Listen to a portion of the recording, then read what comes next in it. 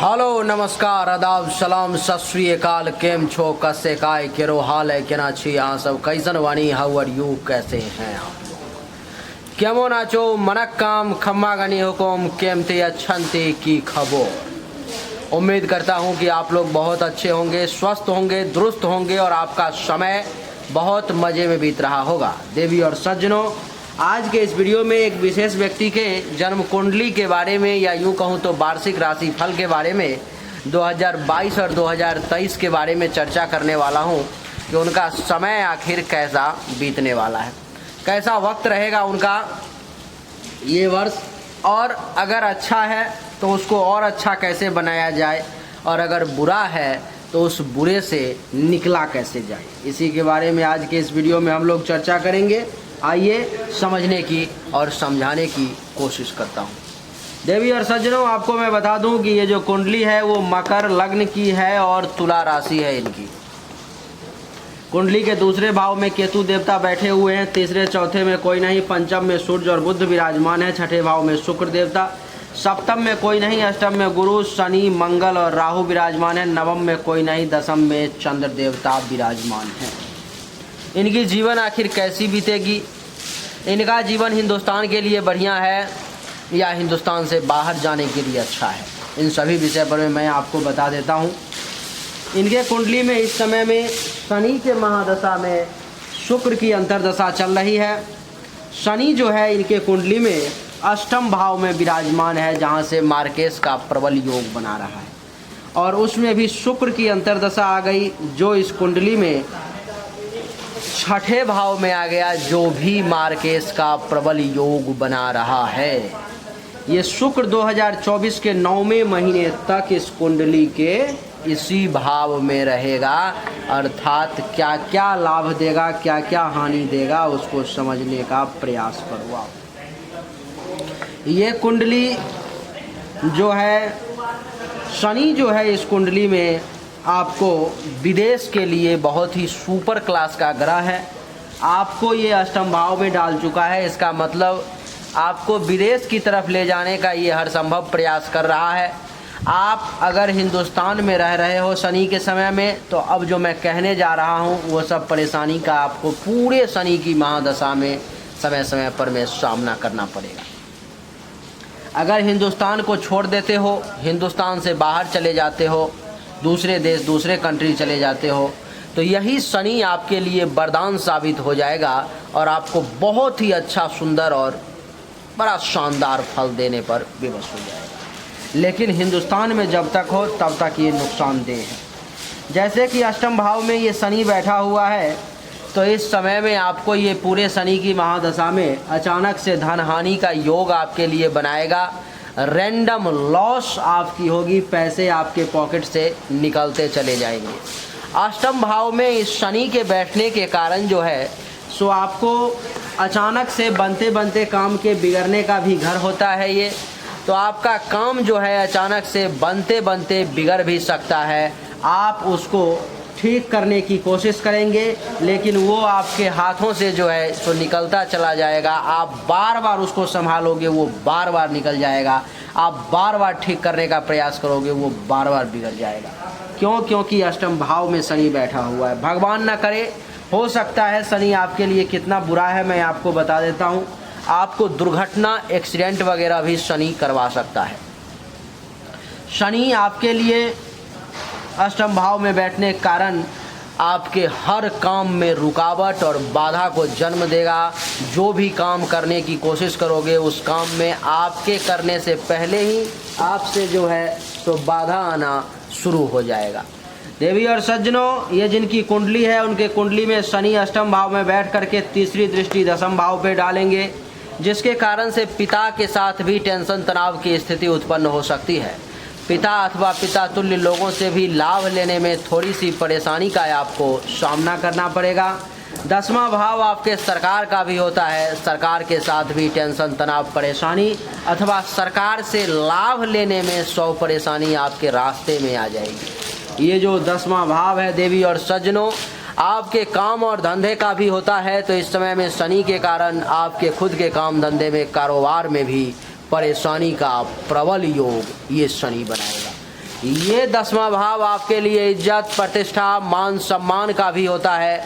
तो आपको इज्जत, प्रतिष्ठा, मान सम्मान में भी कमी देखने को मिलेगी। आपको अपने ही नज़र में अथवा समाज में आप जहाँ जाते होगे, जहाँ आपको पहले ज़्यादा मान सम्मान मिलता होगा, शनि की पूरी महादशा में, मैं सिर्फ 2024 की बात नहीं कर रहा, पूरी महादशा में आपको शनि आपको मान सम्मान में बीच बीच में कमी लाने का प्रयास करता रहेगा। आपको अधिकार के लिए भी लड़ना पड़ सकता है। पद, प्रतिष्ठा, मान सम्मान में कमी के साथ साथ राजयोग का फल भी कम मिलेगा। और शनि की 7वीं दृष्टि दूसरे भाव पर में, जिसके कारण से धन धान्य संपत्ति जमा करने में भी परेशानी का सामना करना पड़ सकता है। पैसा आपको जमा करने में बड़ी मुश्किलात आएंगे। जो पैसे जमा है, जो जमा पूंजी है, वो भी आपके हाथों से निकलने लगेगी।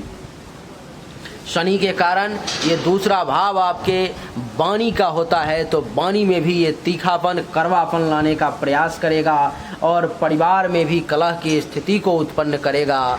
पड़ोसी के साथ भी टेंशन, तनाव देने का प्रयास कर सकता है। बढ़िया समय पर में बढ़िया भोजन, मनपसंद भोजन बहुत कम आपको मिल पाएंगे इस शनि के कारण। बार बार उसके लिए भी आपको चिंतित, टेंशन, तनाव का सामना करना पड़ सकता है।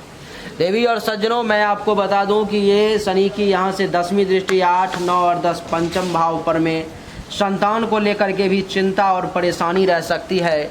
विद्या और बुद्धि का सही इस्तेमाल करके इसका उचित मूल्य आपको ये हिंदुस्तान में नहीं लेने देगा। यश में कमी, चाहने वालों की संख्या में कमी, धर्म कर्म के क्षेत्र में कमी, ननिहाल से भी लाभ लेने की अगर कोशिश करोगे तो वहाँ भी आपको बहुत कम मिल पाएगा। पेट से संबंधित परेशानी का योग लेकर के शनि बैठा हुआ है।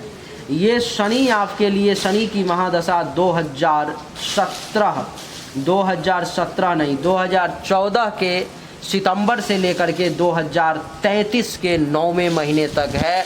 ये इतने समय में आपको कुछ न कुछ परेशानी जो है ये देता रहेगा। और आपको जो शनि का फलादेश मैंने बताया है, इसका ये पूरा फलादेश इतने समय में जाकर के आप पर में लागू होगा। क्योंकि हम लोग वार्षिक राशिफल की बात कर रहे हैं कि ये साल कैसा रहेगा, तो शनि के महादशा में शुक्र की अंतर्दशा 2024 के 9वें महीने तक रहेगी। और शुक्र इस कुंडली के तीसरे राशि में और छठे भाव में बैठ करके एक मारक ग्रह बन गए, जिसके कारण से इस समय में आपको दुश्मन ज़्यादा परेशान करने का प्रयास करेंगे। चिंताएं ज़्यादा रहेंगी। हेल्थ वाइज इशू का सामना करना पड़ सकता है। बीमारी आपको विशेष तौर पे परेशान कर सकती है। भगवान न करे कर्ज वगैरह लेना ना पड़े, नहीं तो उसका भी योग बन रहा है। लड़ाई झगड़ा, टेंशन तनाव के चक्कर में पड़ोगे। केस मुकदमा का भी योग आपके लिए बन जाएगा। और ये छठा भाव आपके पेट का भी होता है, तो पेट से संबंधित कुछ परेशानी भी ये शुक्र देने का प्रयास करेंगे। आपके ऊपर में कोई अपयश, कलंक भी लग सकता है। शोक और दुख की भी प्राप्ति आपको ये शुक्र करवा सकता है। शुक्र की 7वीं दृष्टि द्वादश भाव पे खर्चा को बढ़ाएगा, शैया सुख में कमी लाएगा, धन हानि का योग बनाएगा। अस्पताल के खर्चा को भी ये एक्टिवेट करके रखेगा। कुछ न कुछ पैसा आपका दवा दारू में जाता रहेगा।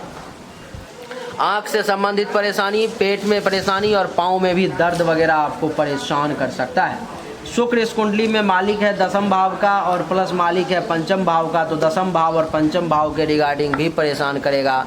जैसे कि काम धंधा के क्षेत्र में परेशानी, इज्जत प्रतिष्ठा मान सम्मान में कमी, संतान को लेकर के चिंता, विद्या और बुद्धि का सही इस्तेमाल करके उचित लाभ लेने में भी परेशानी का योग बनाएगा ये शुक्र। तो ये शुक्र और शनि दोनों आपके लिए परेशानी डाल रहा है, आपके लिए अच्छा नहीं है, आपको ये परेशान करेगा। इसीलिए आपको चाहिए दैनिक रूप से नमो शं शनिश्चराय नमः, नमो शं शनिश्चराय नमः, इस मंत्र का 10 माला आपको रोज जाप करना चाहिए। शनिवार के दिन से जाप शुरू करना चाहिए। और दूसरा नमो शुं शुक्राय नमः, नमो शुं शुक्राय नमः, इस मंत्र का भी 10 माला रोज जाप करना चाहिए। इन दोनों मंत्र का कंटिन्यू जाप रखोगे, तब जाकर के महीना 2 महीना के बाद धीरे धीरे परिस्थिति में बदलाव आएंगे और स्थिति आपके पक्ष में आएगी। वैसे अगर आपके लिए संभव है तो आप हिंदुस्तान छोड़ दो, और मैं तो कहता हूं कि हिंदुस्तान आप आजीवन के लिए छोड़ दो, हमेशा के लिए। आप चले जाओ किसी दूसरे कंट्री में, प्रयास करो। पैसे नहीं है कर्ज लेके चले जाओ, वो नहीं है ज़मीन बेच के चले जाओ, कैसे भी करके हिंदुस्तान छोड़ दोगे, भाग्य बदल जाएगा। हिंदुस्तान नहीं छोड़ोगे तो जीवन, इस साल की नहीं बात कर रहा हूँ, जीवन आपका संघर्ष और परेशानी से भरा हुआ है और वो आपको परेशान करेगा। हाथ में आपको कभी भी ज़िंदगी में कोई रत्न वगैरह नहीं धारण करना है, नहीं तो आप परेशानी में पड़ जाओगे। इसलिए रत्न का सहारा कभी मत लेना, सिर्फ मंत्र का सहारा लो। कोई रत्न वगैरह पहन रखे होंगे तो उसको उतार देना है। आप बहुत रत्न पहनने की इच्छा हो तो सिर्फ एक पन्ना नाम का रत्न धारण कर सकते हो, उसके अलावा और कुछ भी नहीं। उम्मीद करता हूँ कि आपकी आंखें खुल गई होंगी, आप समझ चुके होंगे कि आपका ये साल कैसा रहने वाला है। आपके लिए सही मार्गदर्शन ये है कि आप हिंदुस्तान से बाहर चले जाओ, दूसरे कंट्री में चले जाओ, अमेरिका, जापान, फ्रांस, रूस, चाइना, कहीं भी चले जाओ, आपके लिए बढ़िया रहेगा। लेकिन हिंदुस्तान छोड़ दो। अगर आपको समझ में आ गई तो इस वीडियो को लाइक करें, शेयर करें, चैनल को सब्सक्राइब करके इसके बेल आइकन के बटन को दबा दें। एक बार फिर से आप सभी का बहुत बहुत धन्यवाद। Thank you so much. जय हिंद, वंदे मातरम। बोलिए राधे राधे।